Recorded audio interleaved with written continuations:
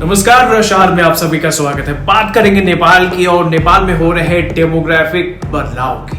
दरअसल नेपाल में मेजॉरिटी में हिंदू हैं जो मानते हैं हिंदू धर्म नेपाल की सांस्कृतिक और ऐतिहासिक पहचान का एक अभिन्न हिस्सा है। उनका मानना है कि हिंदू राष्ट्र के दम पर ही नेपाल तरक्की कर सकता है।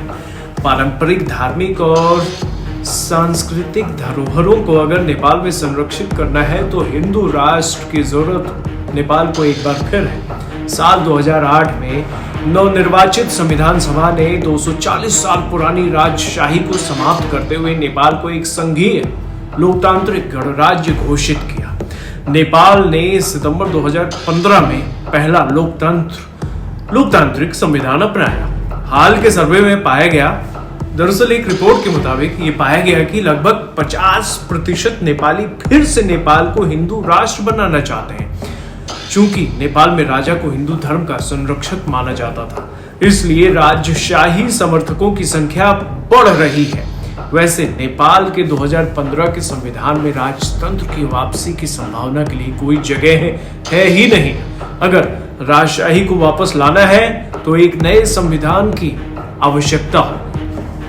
ऐसी भी स्थिति में आप समझ सकते हैं कि नेपाल में एक बड़े विद्रोह की आशंका है, क्योंकि नेपाल में आने वाला वक्त निर्णायक होने वाला है। एक तरफ वो भीड़ है जो किसी भी हाल में नेपाल में राजशाही को वापस लाना चाहता है, और दूसरी तरफ लोकतंत्र की खींची हुई वो लकीर भी है जो कानून को हाथ में लेने वालों पर प्रहार करने के लिए तैयार बैठा है।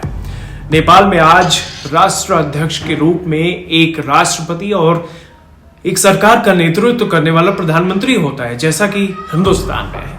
लेकिन नेपाल आज एक बार फिर अस्थिर है। कहा जा रहा है कि जनता इस बार एक बार फिर राजतंत्र लाने की मांग कर रही है। हालांकि कुछ हिंदू संगठन और नागरिक इस बात से असहमत है, क्योंकि एक हिंदू बहुल देश को धर्मनिरपेक्ष घोषित करना संविधान में असंगत है और वे इसे नेपाल की हिंदू पहचान को कमजोर करने के रूप में देख रहे हैं। नेपाल की 80% आबादी हिंदू ही है।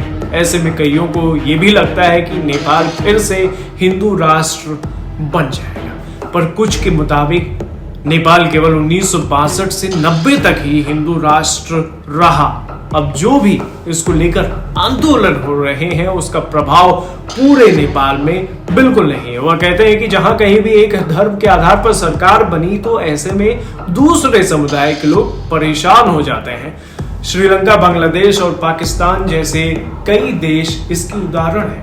वहीं एक रिपोर्ट के मुताबिक नेपाल में हिंदू आबादी अब घट रही है, जहां इस्लाम और ईसाई धर्म तेजी से पांव पसार रहा है, जिसमें पिछले कुछ वर्षों में मुस्लिम धर्म मानने वालों की संख्या 1% की रफ्तार से बढ़ी है। वहीं ईसाई धर्म मानने वाले पूरे नेपाल में करीब 7% तक पहुंच चुके हैं, पर हिंदू आबादी 1% की गिरावट के साथ आगे बढ़ रही है।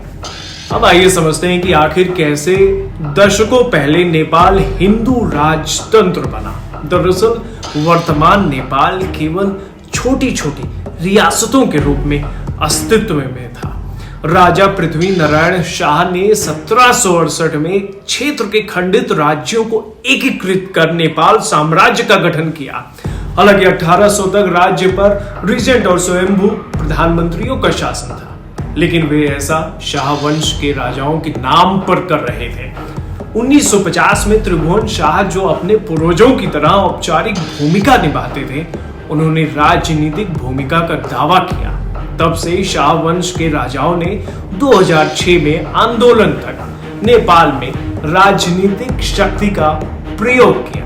यह त्रिभुवन शाह के बेटे महेंद्र शाह थे, जिन्होंने न केवल नेपाल का आधुनिकीकरण किया बल्कि हिंदू राजशाही की अवधारणा को भी विकसित किया।